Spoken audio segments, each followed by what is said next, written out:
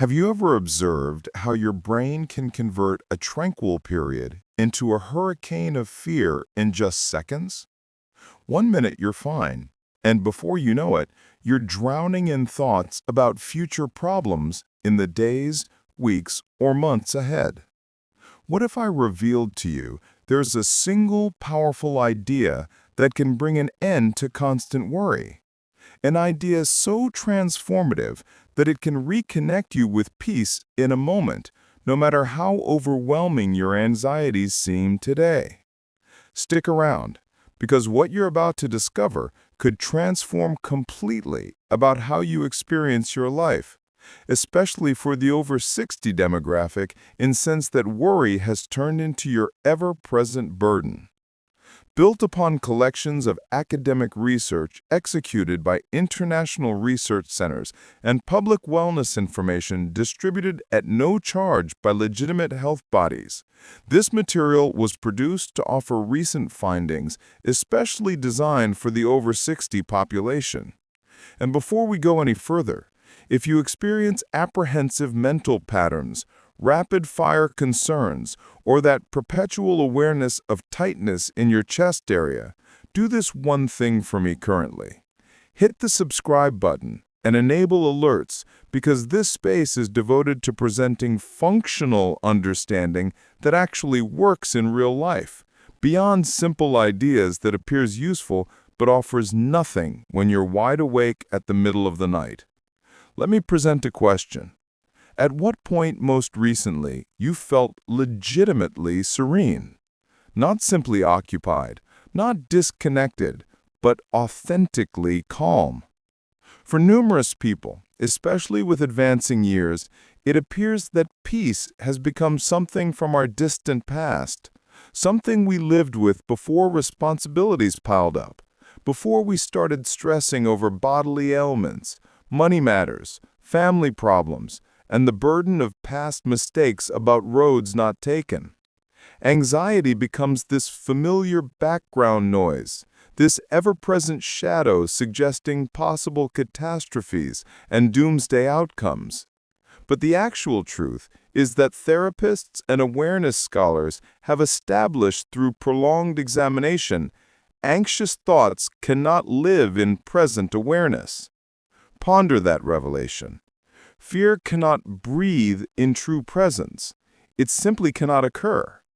Anxiety is always about something that hasn't happened yet, or things that have already transpired. It lives entirely in the psychological realm of yesterday and tomorrow, never in the present reality. Ponder this truth.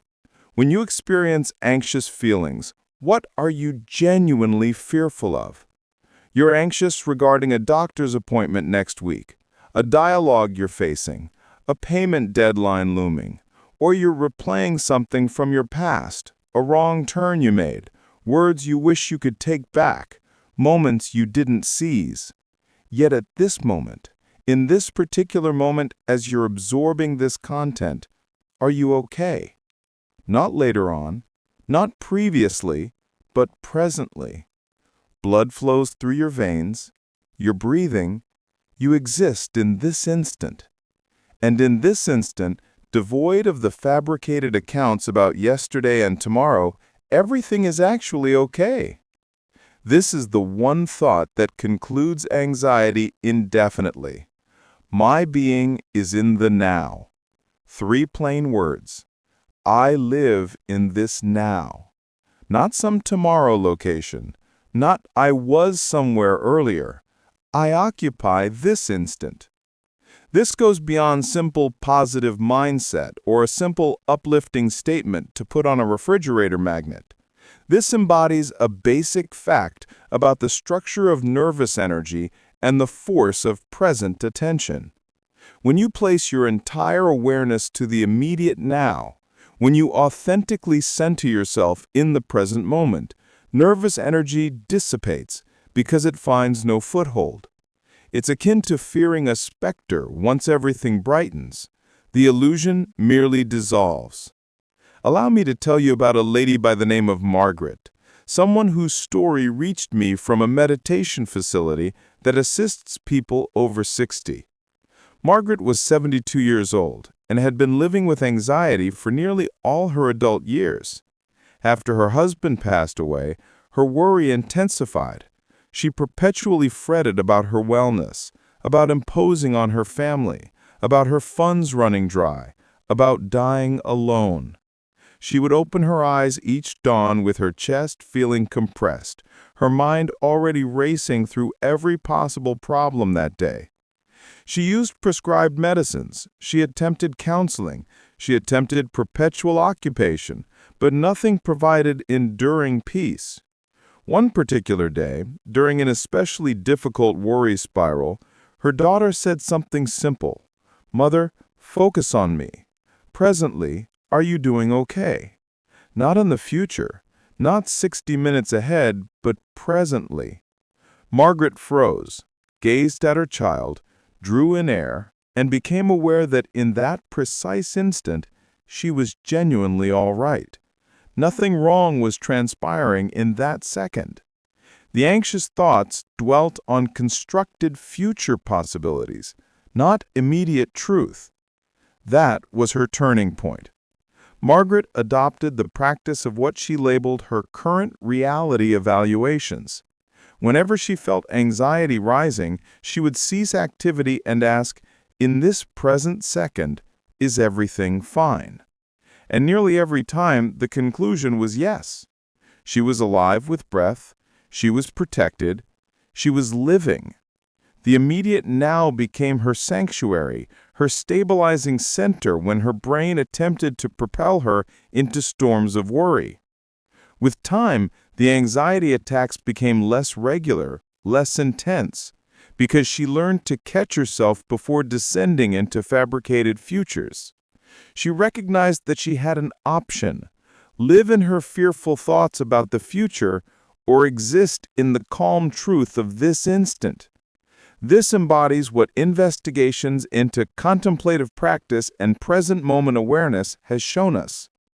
Scholarly research from institutions such as the Harvard Medical Research Facility and the Massachusetts Academic Institute have established that now-focused methods, which are basically exercises in present awareness, can significantly reduce anxiety and stress.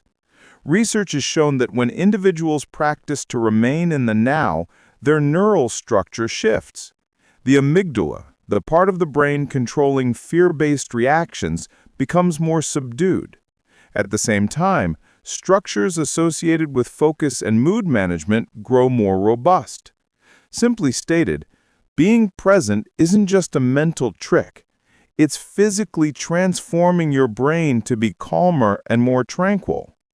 But this is the point where most people hit a wall. They suppose remaining present indicates you're unable to think ahead or take knowledge from what happened. That's not the point. Of course, you need to plan, to prepare, to recall past teachings. What distinguishes this is whether you're contemplating upcoming events from present awareness or from a position of worry. When you're centered in this moment, you can consider what's ahead with sharp focus and implement solutions. When you're engulfed in apprehension, you're simply rotating in cognitive circles that don't lead to anywhere productive. A major divide lies between practical foresight and worried rumination. Organizing questions: what steps can I implement now to make arrangements for upcoming events? Anxious thinking asks, what awful event could take place that sits outside my control? One energizes you, the other renders you helpless. Now, if you're finding value in this, if a realization is happening for you at this second, share a comment down here with just the number 1. Just 1. That's how I understand this content connects with individuals who can use it, and it allows this content to find further people who are combating anxious thoughts. And if you're not subscribed already, I encourage you to subscribe now, because we're building a network of people who are choosing stillness over nervous energy, here and now attention over apprehension, and I want you to be part of that.